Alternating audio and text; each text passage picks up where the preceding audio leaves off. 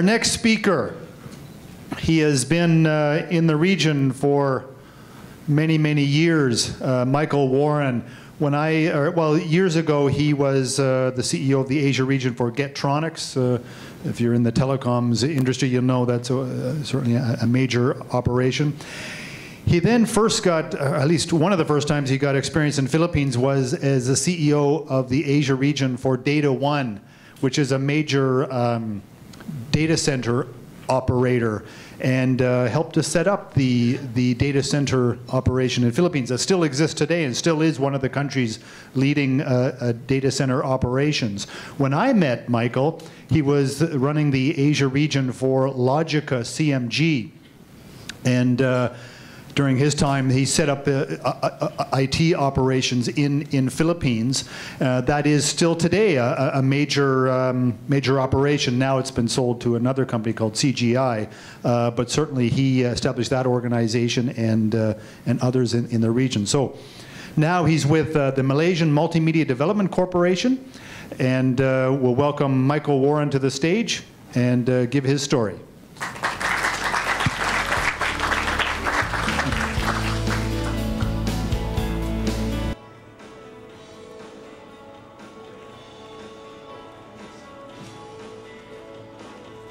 Hi, good morning, everyone.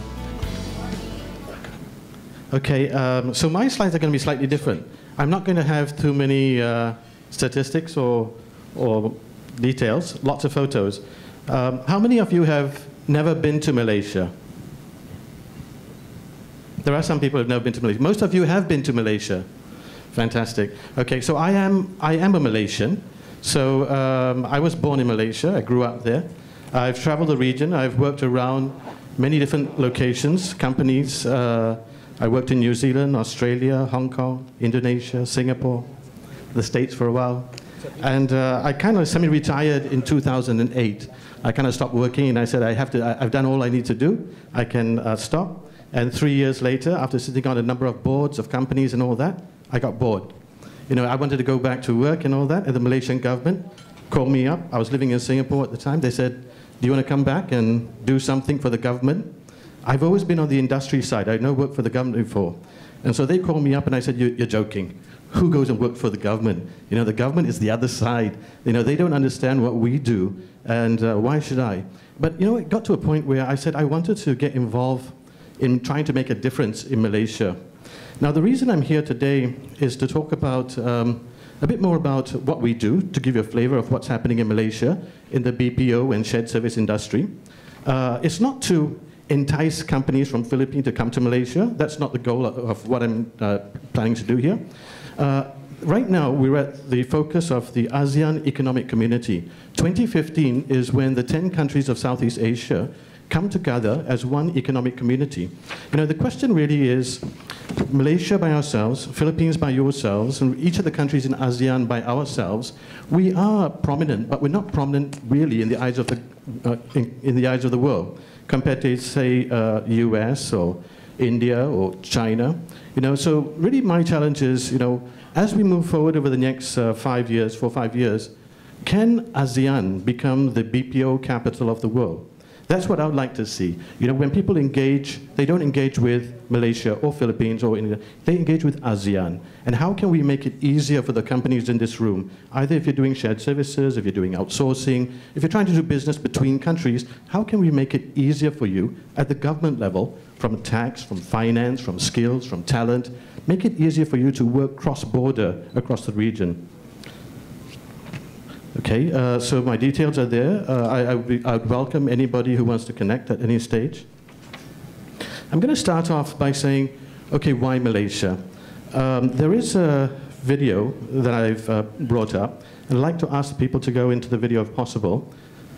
You have to bear in mind this is actually an internet connection. If you click on that video, it should take you out to the internet. So I couldn't embed this. This is a Fortune magazine article that came out about 4 weeks ago. And they talked about the BRICS as a region and what's been happening around the world with BRICS.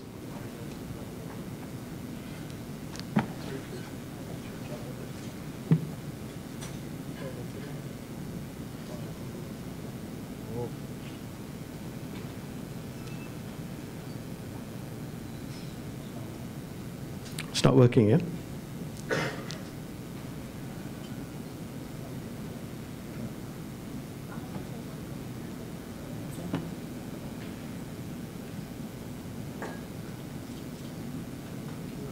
You know, while we see if we can get this working, I'll tell you a bit about MDeC. MDeC, the company that I'm with, the Multimedia Development Corporation, we're a GLC, a government-linked company under the government of Malaysia. We basically facilitate, we control, we're in charge of all strategy, policy issues in Malaysia to try to move the ICT industry together, to move it forward as an industry. So today the ICT industry of Malaysia contributes about 16.3% of the GDP of the country. Today there are about 743,000 people working in the ICT industry in Malaysia. The shared service industry is one part of that. Today in the shared service industry in Malaysia we have probably about close to 85,000 people operating in shared services, so much smaller than Philippines. The call center industry is a small component. It's an additional 45,000 people. So altogether, maybe call center plus ICT is about 130,000, 140,000 people out of the 745,000 people operating in Malaysia. Now here we go. So this is a web link, and again, I apologize I couldn't download it because of copyright issues.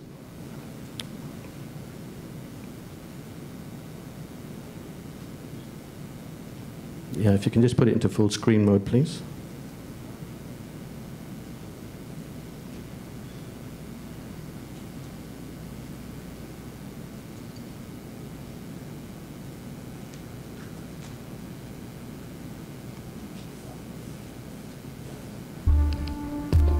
So the BRICS are Brazil, Russia, India, China, and now South Africa.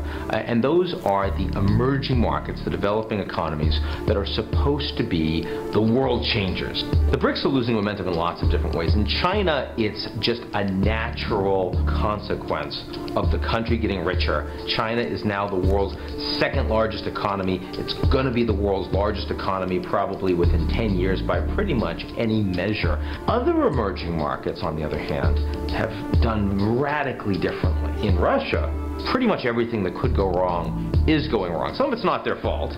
You know, their economy it's oil driven. Oil prices have decreased, so clearly they're going to take a hit.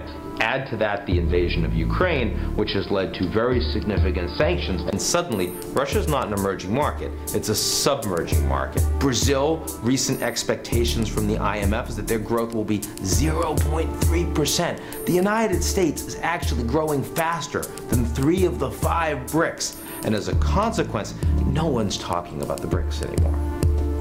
The countries you're talking about right now are 7 that are actually likely to do quite well.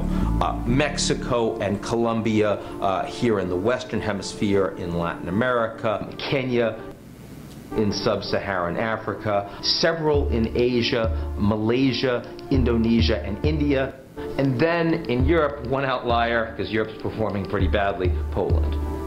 So emerging markets need to really outperform in terms of their governments if they're going to attract upside in this environment. And there are governments around the world that are outperforming, but there aren't many of them. And the 7 that I mentioned, the one thing, the one thread that really runs through all 7 markets is they have governments that are outperforming domestically. Thank you. So that was one of the reasons I went back and joined Malaysian in the government sector, back in 2012. And at that time when I joined the government sector, we had a contribution of GDP of 11%, and that's gone, as I said, to 16.3%. In Malaysia, one thing you'll see quite different from a number of countries is the government is very involved in a lot of stuff.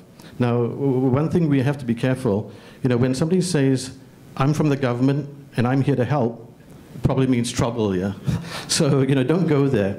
Now, the thing with MDeC is we have about 450 people that work in MDeC, in the Multimedia Development Corporation, and we're a cost center.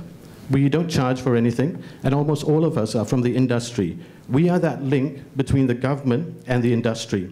So very often when the industry goes to the government, they get very frustrated. The government don't seem to understand what they want, the motivation factors to help to try to grow the business. And very often when the government deals with the industry, they ask for strange things that hurts the industry. So MDeC was set up almost 20 years ago now, 19 years ago, to become that bridge between the government and the industry. So we'll go into that in a minute. Demographics, facts about Malaysia, just some very highlights. I'm sure many of you know Malaysia. We have about 30 million people.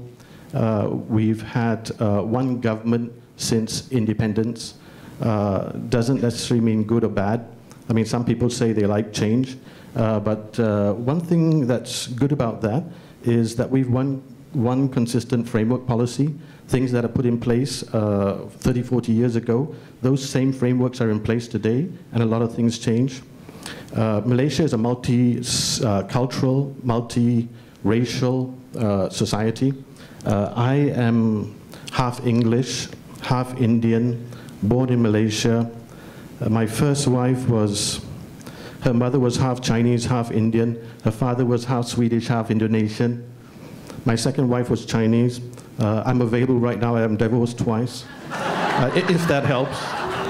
But with regards to Malaysia, as a society, as a country, we're pretty integrated. It's a melting pot. And one thing, people might look at Malaysia and say it's an Islamic country. Well, at the end of the day, it is fundamentally a Muslim country, but we've got freedom of religion. The number 2 most powerful person in Malaysia after the Prime Minister is a guy called Dato Idris Jalla. Dato Idris Jalla is Sarawakian. He's a Catholic. He sits in between the Prime Minister and the Ministry of Finance, and he controls every single dollar that flows throughout the ministries. So it's very unusual to say, well, if you're a Muslim country, why would a non-Muslim? As far as the Prime Minister is concerned, none of this really matters. If you're a good quality person, you will get involved in driving the country. Demographics about Malaysia again, we speak many different languages, similar to Philippines, but many of our languages are Asia-Pacific languages. So Chinese, Indian, Indonesian, Thai, Japanese, Korean, many dialects of Indian, many dialects of Chinese, for example.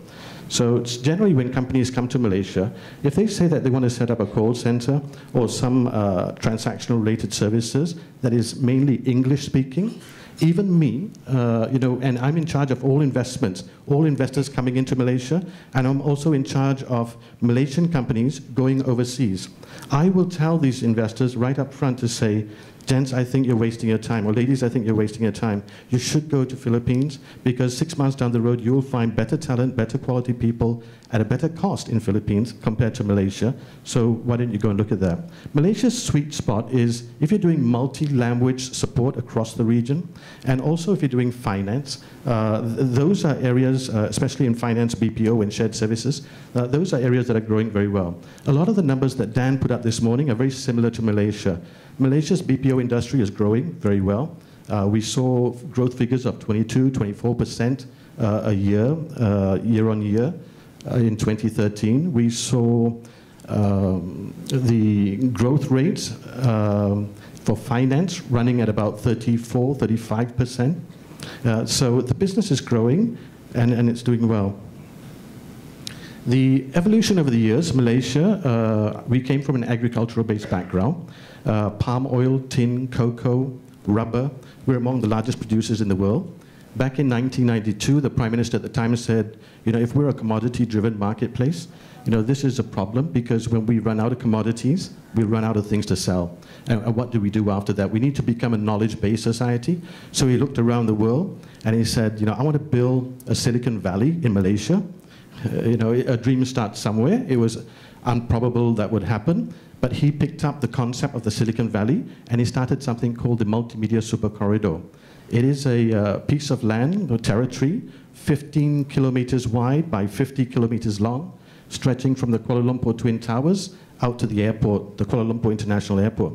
That was the first cyber center, cyber zone in Malaysia back in 1996. And there was a bill of guarantees built in by the government, power, telco, for example. We guarantee, the government guarantees by parliamentary constitution, we guarantee power and telco uptime, for example. That means if you don't get 99.9% uptime, you've got an outage of power telco, you can come back and sue, not the operator, but you can sue the government, because it is a government built-in guarantee. Freedom of foreign workers, for example. You can bring as many foreign workers from anywhere around the world into Malaysia. You can set up business. You can have a company that is not Malaysian owned. You don't need Malaysian directors. So there was a whole bill of 10 guarantees that we built in to try to incentivize companies to come and try to help Malaysian companies go up as well.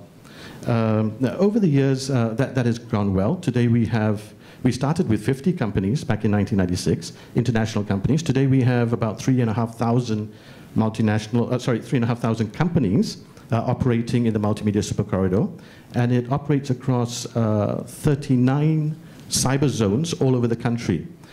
So instead of having tier 1, tier 2 cities, it's 39 cyber zones, and the end goal is by 2020, we want the whole of Malaysia to enjoy the tax breaks, the support from the government around making Malaysia supportive of all this stuff.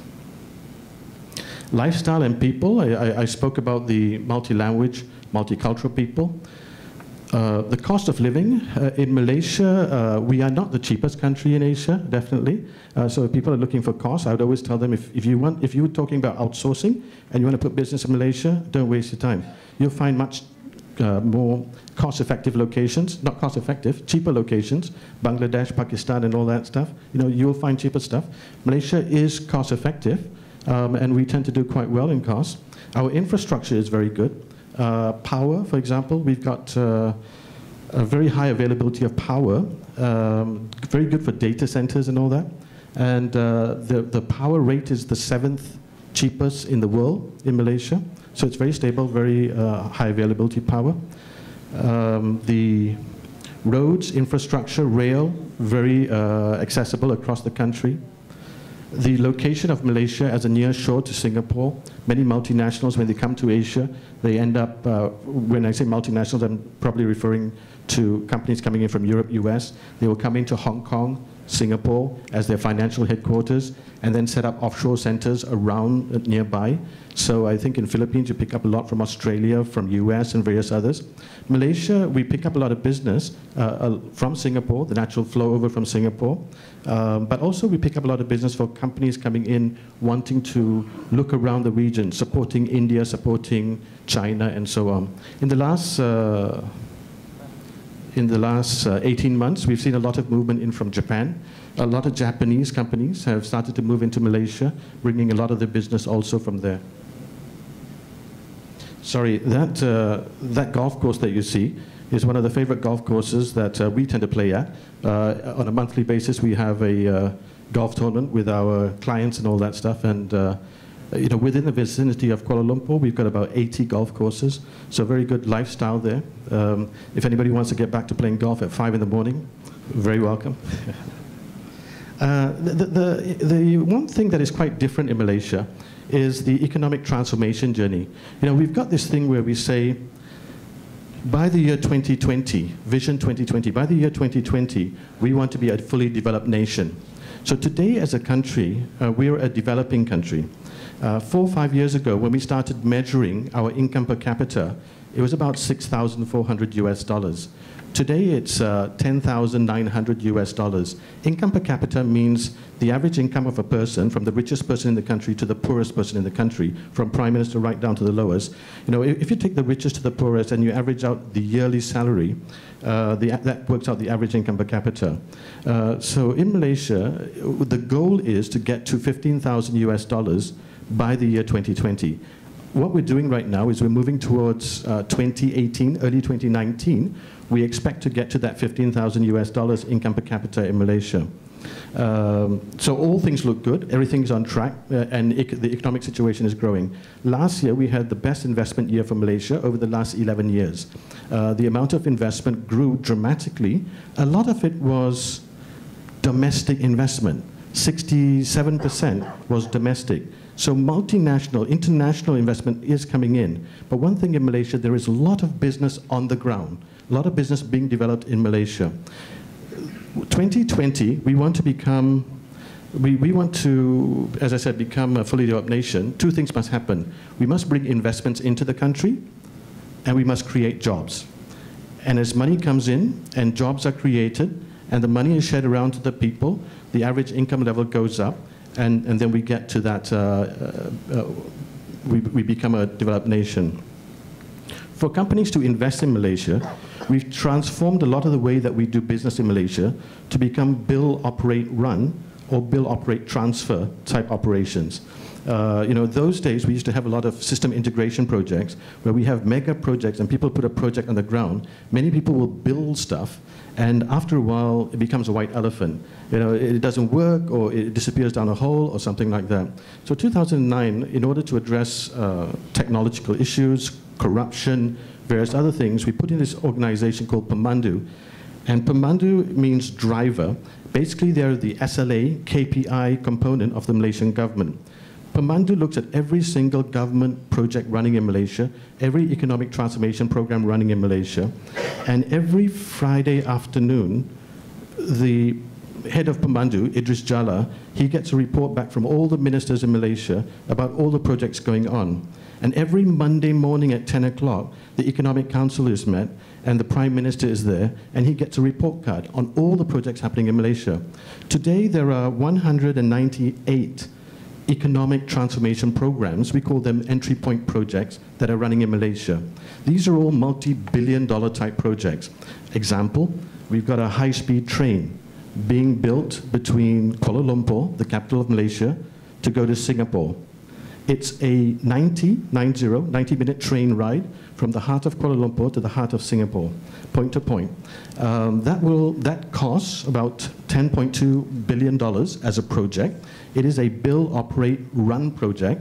The government funds the first 8%, and the rest is funded by the companies, or the consortium of companies that get involved. Now, like that, we have another 197 projects. We are revamping the entire healthcare system of Malaysia. That's a $34 billion project. We're revamping the education system of Malaysia. That's an $18 billion project. There are many of these projects all going on. Shared services and outsourcing, which is something that I'm in charge of, shared services and outsourcing is considered one entry point project under the Malaysian government. I'm in charge of $6.9 billion worth of business to be brought into Malaysia by 2020, and I'm responsible for generating 43,000 new jobs. Total in 2020, total investment that we need to get into the country is $444 billion US, and we need to generate 3.3 million jobs. So everything in Malaysia, every morning when I wake up, all I look at is how can I get more investments, how can I create more jobs. Obviously, to create more investments and more jobs, companies that come and operate in Malaysia must be a lot more comfortable to say that when I go set up there, if I know I'm making money, if I'm generating money, if I'm doing good, then I can put more investments and I can create more jobs. So every day, what we wake up and do is we look at all the companies that we interact with to say, how can I serve you better? How can I help you better? And when I joined MDeC 2012, when I went back, and I said, I'm going back to serve the country. I want to do all the good things and make this country a big country, big aspirations. I went in the first day, second day on the job. I was sitting there and I had a call from a CEO of a bank, a major shared service entity, one of the largest banks in the world, and they operate in Malaysia. They called me up and they said, Michael, congratulations on your new role. We've got a problem. Can you help us? And I was like, yes, I can help you. That's what I came back for, to help companies grow and build themselves in Malaysia. And I said, what's your problem? He said, I've got a shit problem. And I was like, you got a what? He said, I got a shit problem. I said, God, do all people here speak like that? It sounds crazy. So I asked him, I said, please explain. He said, well, down in my basement, I got sewage pipes. And these sewage pipes carry a lot of toilet stuff. And the pipes have burst. And in the basement of my building, I got shit flowing out all over the basement of my building. And I don't know who to call. So he said, do I call the building person, the water person? Do I call the district council? I don't know who to call. So, I'm calling MDeC. And that's our role. We sit as that. If you don't know who to call us. Ghostbusters and type thing. Yeah? But, you know, simple things for shared services are things like car parks. Do you have enough car parks around your building for the people that come and go? Do you, you know, if a traffic light breaks in front of your building at lunchtime and you've got 500 people going out of your office for lunch, that is a major problem because you're going to have congestion. You know, at 2 o'clock in the morning, if a bus is going back and it breaks down or has an accident, you want people to know to be able to get there to help your people sort things out. So that's a lot of the stuff that we tend to do in shared services. But, you know, but the thing about here is the transformation program is huge because for a lot of the companies that come to Malaysia, it's not only about cost control and shared service optimization and all that, but it's also about revenue upside. Because once you're there, you want to serve your customers around the world or across Asia Pacific, but you also probably want to have a profit center that actually can grow business in country. MDeC, the Multimedia Development Corporation, we have 3 clusters. Global Business Services is what looks at shared services and outsourcing, or the BPO sector. That's the one that I'm in charge of, but I also oversee the infotech services. This is the technology arm. We look at cloud and mobility and big data and social media and various other things, and we look at transforming stuff in the country. And we also look at creative multimedia. These are movies and content and all that. So stuff like The Life of Pi or War of the Worlds, a lot of the graphics was all done in Malaysia. And we got big organizations such as Pinewood Studios from the UK who operate in Malaysia. They do James Bond movies and Star Trek animation movies in Malaysia as well. Shared services and outsourcing, the Malaysian BPO story, as I said, we have about 350 companies operating in Malaysia, of which 2/3 are multinational companies. The average size of the companies are smaller than in Philippines. Bear in mind, Malaysia has got about 30 million people, so the scale that we talk about is not as big as Philippines, but we have about, as I said, the average size runs maybe from 500 people to maybe 3,000 people. We have organizations of about 8,000 people in terms of shared services. Our sweet spot is finance, but we do HR and IT. 53% of our business in shared services, BPO in Malaysia, is in the finance space. 37% is in the IT outsourcing, IT operations space. 11% in the HR space. Those are the main areas, but we're moving a lot right now up the value chain. We're trying to move into KPO. A number of companies, the KPO industry, the knowledge process industry, business, analytics, finance, taxation, and various other things, has seen a growth of about 36% year-on-year in the last year. That's our fastest growing market. Global trends, I'm sure, similar here to Philippines. I mean, oil price. Oil is 24.5% of our GDP as a country. So oil price is something that impacts us. The cost of money, that impacts us. But the strange thing that I find is every time there's a hiccup somewhere around the world, I know my business will go up. The issue in Malaysia is not finding business. The issue in Malaysia is finding talent. Enough people to be able to support the jobs that are coming in. You know, right now with Russia, I've just seen this huge movement of Russian companies coming in. Many Russian companies are starting to move out of Russia. There's a lot of billionaires moving business out. Singapore is a very natural hub for a lot of companies from Russia to move into for financial transparency or non-transparency. I don't know what you want to call it. You know, but money movement and Malaysia as a natural flow over for resource location. Singapore is great, but expensive, one of the most expensive cities in the world, so you wouldn't want to put all your resources there. So the oil price and money price is actually very good for us. There's this other thing called Digital Malaysia. Just a couple more slides. Digital Malaysia, you'll see me here on stage. I wear 2 badges. One badge is the Multimedia Super Corridor badge, which has been around for 19 years.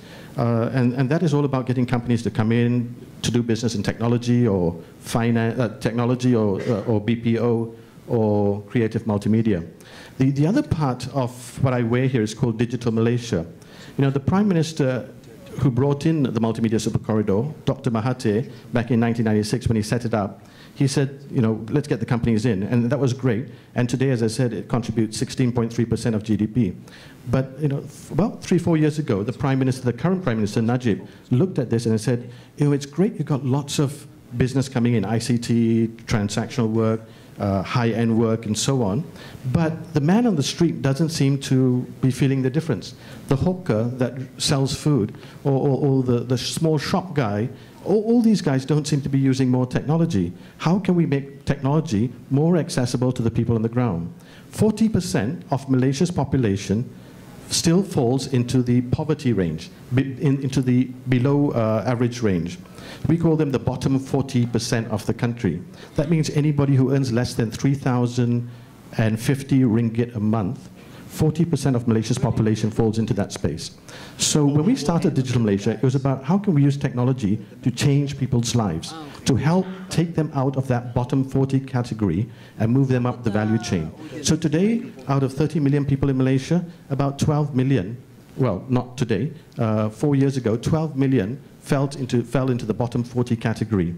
With technology, things have changed. Today, we've taken 4.5 million people out of that bottom 40 category and moved them up the value chain. So today, we've got only about 8 million people that still fall into the bottom 40 category, and that's stuff that we're still working on to change. So at the end of the day, what we're trying to say in Malaysia, and I'll wind up in a couple of minutes, what we're trying to say in Malaysia is we want technology, we want investments, we want services, but it has to be about making people's lives better. If it doesn't touch people's lives and change your life and make that better, then it's kind of like a bit, for us, it's a bit of a waste of time. I mean, I went back to Malaysia not to help companies make more money.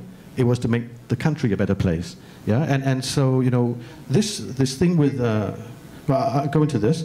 I'll go into a video. Can we click on that? Okay. This is just a short 2-minute video, 3-minute video, I think, of how somebody's life, one of the people was affected by technology.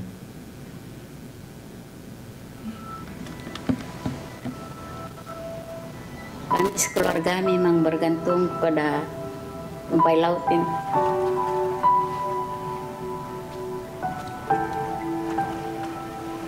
Kalau dulu masih mendayung, belum ada injin.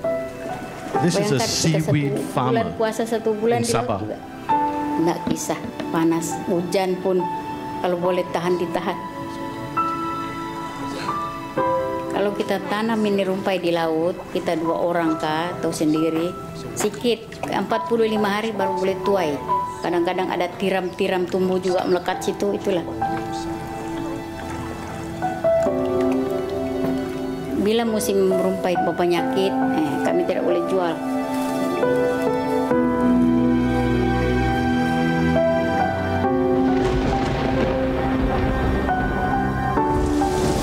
Kadang-kadang kita karam di laut, ombak kuat sangat. Sangat takut karena anak masih kecil, banyak di rumah menunggu itu. Kalau musim hujan, kadang-kadang agak-agak mati. Saya masa tuh tiada makanan. Beras pun untuk masak bubur supaya kita makan semua.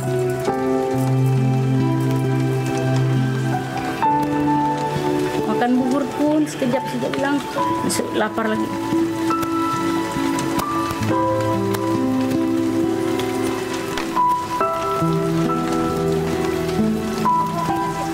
Kita mau sambung juga, sebab nenek moyang punya, kita mau sambung juga.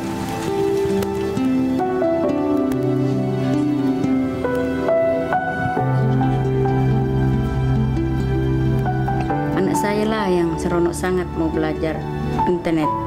Dia buat website untuk perusahaan rumpai laut kami.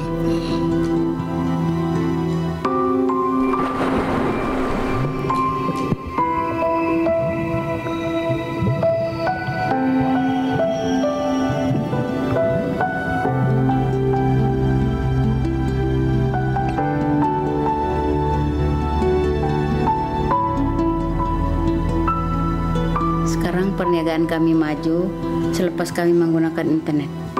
Kami dulu dapat tempahan sejak dari kota Kinabalu dan semenanjung Malaysia, sekarang pergi Jepun dan Cina. Dulu pendapatan 450 satu bulan, sekarang kami boleh 20.000 satu bulan.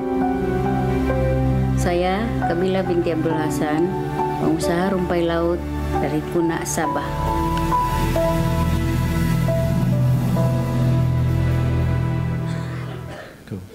Thank you. You know, that to us, you know, makes a lot of difference. And really what we're looking at is how can we touch people's lives.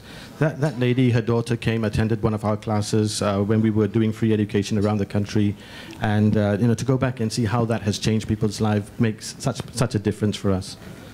You know, the question I will leave with everybody is ASEAN 2020 is coming up. Can ASEAN 2020 make ASEAN the BPO capital of the world?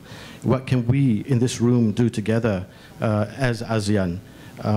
You know, have you thought about what your organization is doing and how you want to leverage off the various countries in this region? How can we help you? Malaysia is the chair of the ASEAN Economic Community for 2015. Our Prime Minister is the chair. I sit on the task force looking at technology for ASEAN. You know, how can we at the government level, how can we interact and help you sort out issues? Many of the things that we do on a daily basis in Malaysia, around the region, is we sit with companies to understand what is it that we're doing right and wrong, how can we make things better. You know, if you need voices into the government, if you need changes in policy, if you need changes in the way everybody approaches things, you know, that's what we're looking to try to do. We have interacted with Philippines to an extent, but in the BPO sector, in the shared services sector, I think it's still early days. You know, so I would like to just leave an open invitation on the table. If anybody wants to get involved in doing stuff and supporting the region, you know, be very welcome. Well, thank you very much.